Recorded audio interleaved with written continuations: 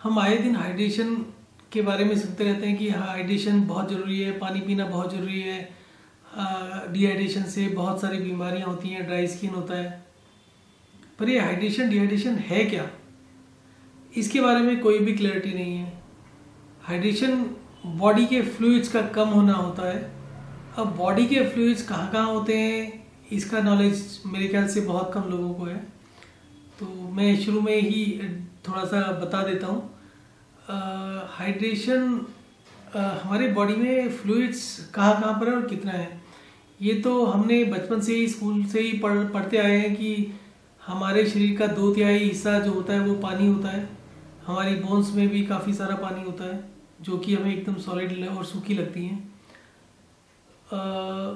ये जो पानी होता है, अगर हम इसको 70% कहें तो अब हम इस पानी को ले लेते हैं, बाकी बॉडी के वेट को 30% को छोड़ देते हैं।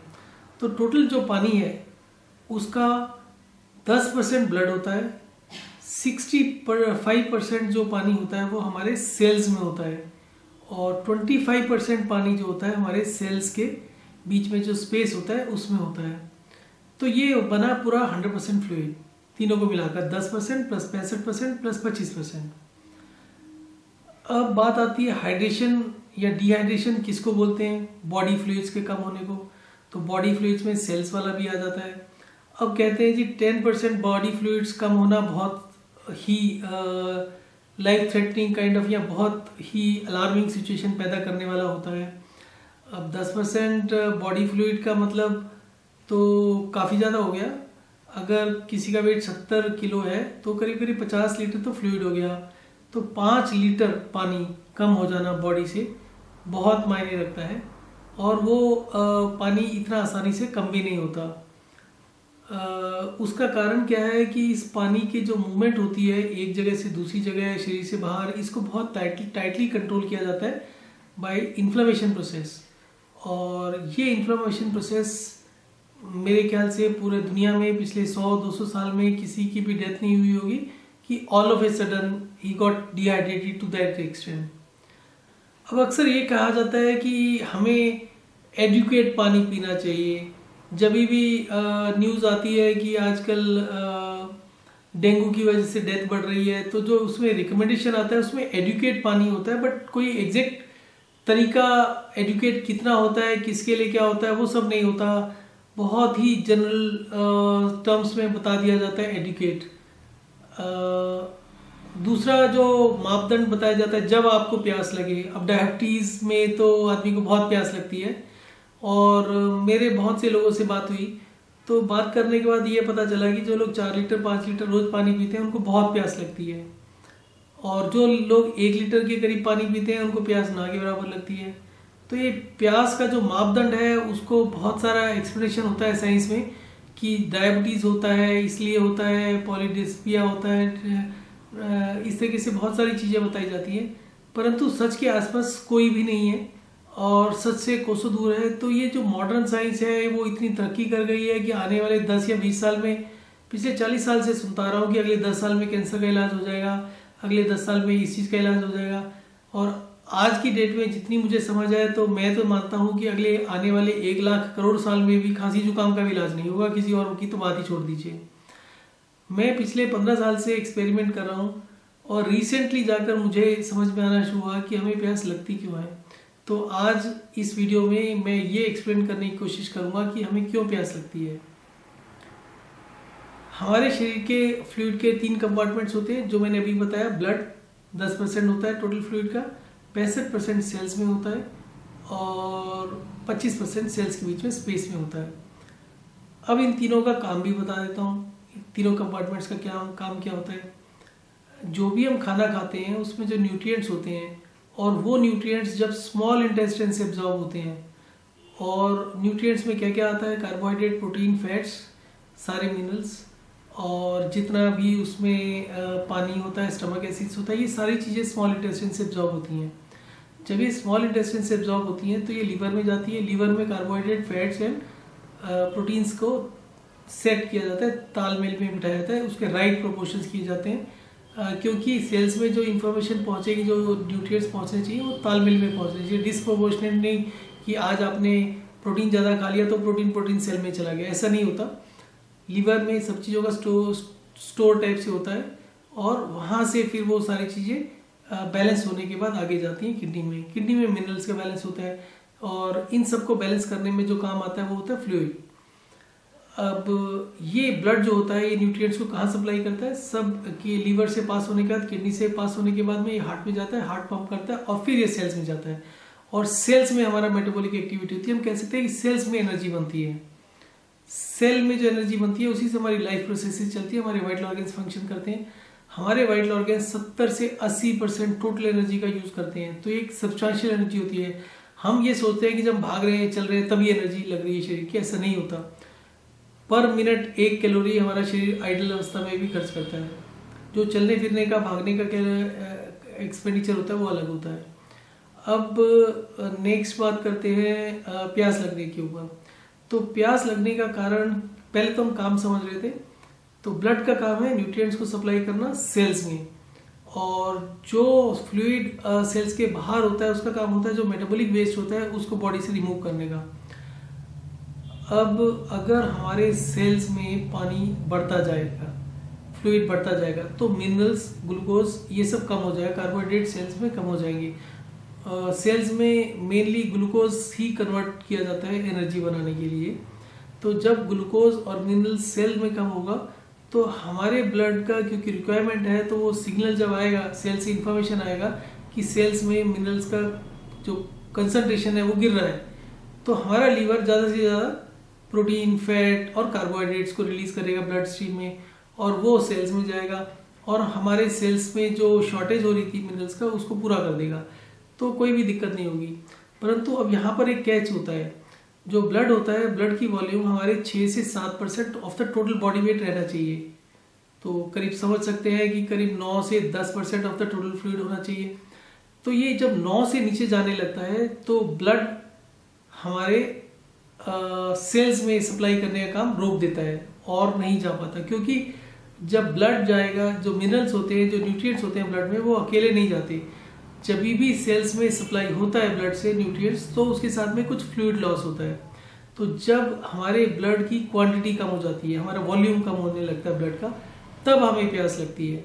होता क्या है कि जो आदमी 5 लीटर पानी पीता है वो बहुत ज़्यादा पानी होता है किसी भी लिहाज से, तो वो क्या होता है कि हमारे धीरे धीरे क्रोनिकली जब हम पानी ज़्यादा पीते रहते हैं तो सेल्स में फ्लूइड की मात्रा बढ़ने लगती है और मेटाबॉलिक रेट कम होने लगता है।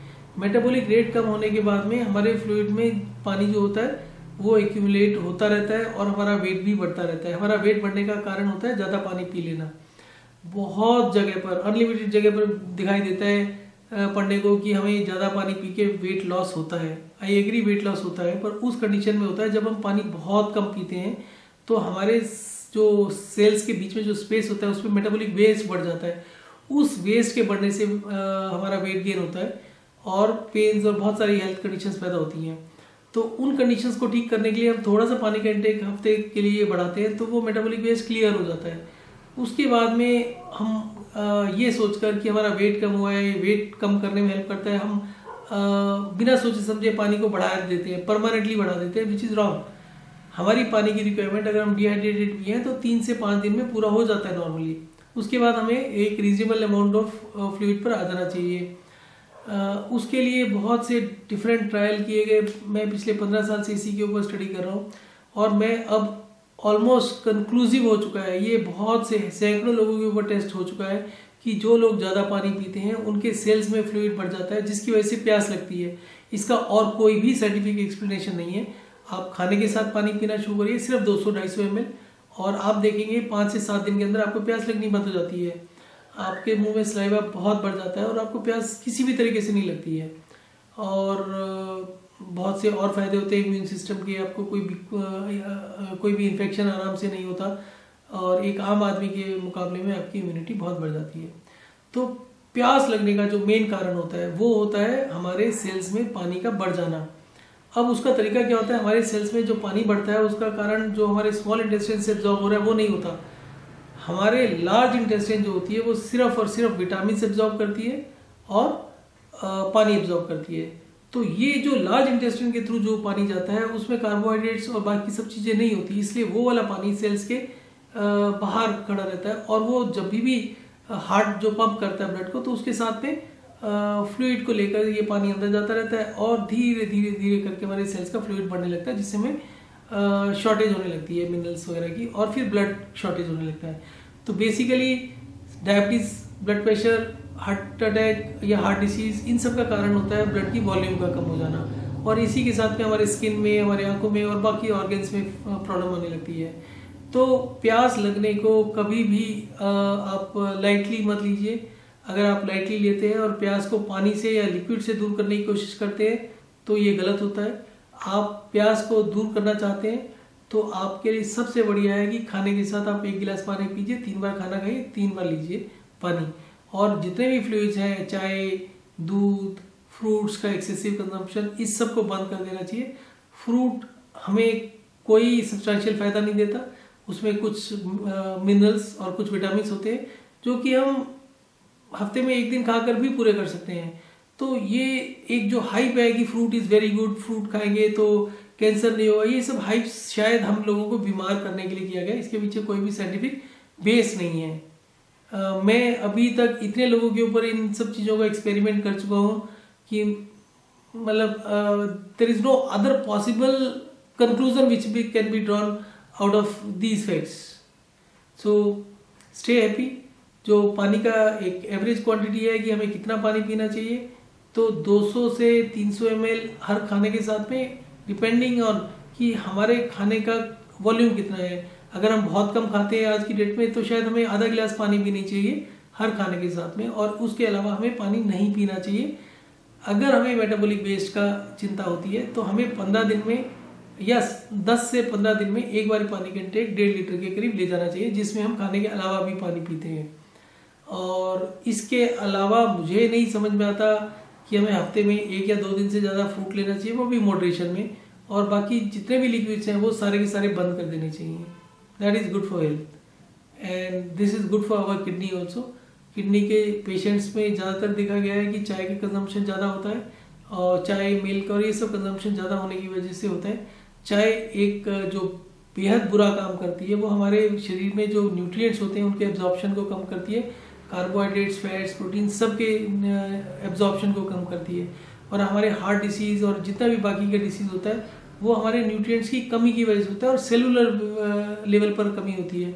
और हम ब्लड का टेस्ट करते हैं, ब्लड टेस्ट रिपोर्ट्स का कोई भी यूज़ नहीं है, ये एकदम एक यूजलेस सी एक्सरसाइज है जितने भी लैब टेस्ट होते हैं, क्योंकि ये हमारे ब्लड के बारे में बताती है, जो कि हमारे सेल्स का अपोजिट पिक्चर भी हो सकती है। उसके अलावा कुछ और प्रोसेसेस होती है, हमारी बॉडी बहुत से मिनरल्स खुद से बना लेती है, तो जो हमें पिक्चर मिल रही है वो एकदम इनकन्क्लूसिव होती है, और कोई भी स्कोप नहीं है कि आगे आने वाले 200-400 साल के अंदर हमारे कुछ डायग्नोस्टिक सिस्टम्स इंप्रूव करेंगे।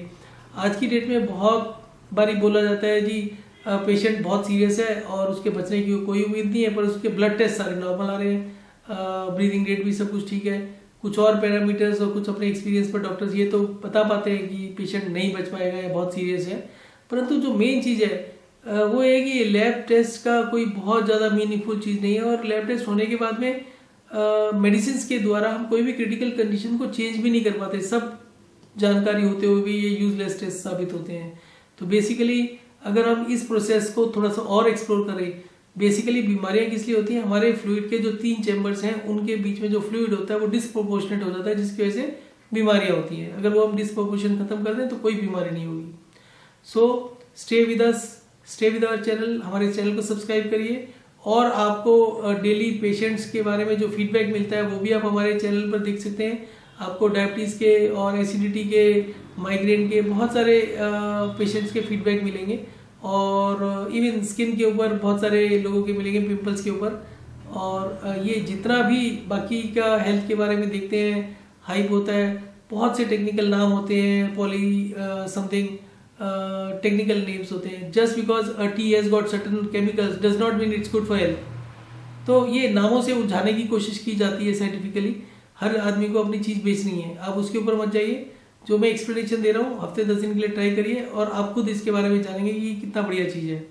और इसके अलावा जो वॉक एंड रेस्ट के हमारे रूटीन्स होते हैं जिसके बारे में दूसरे वीडियोस में बताया गया है, तो आप उनको देखिए। मैं वॉक एंड रेस्ट के रूटीन्स को भी अभी एक्सप्लेन करूँगा थोड़ी देर में दूसरे वीडियो में, तो आप उसको भी देखिए। तो हमारा चैनल सब्सक्राइब करिए और बेल आइकन दबाइए ताकि आपको हमारे वीडियोस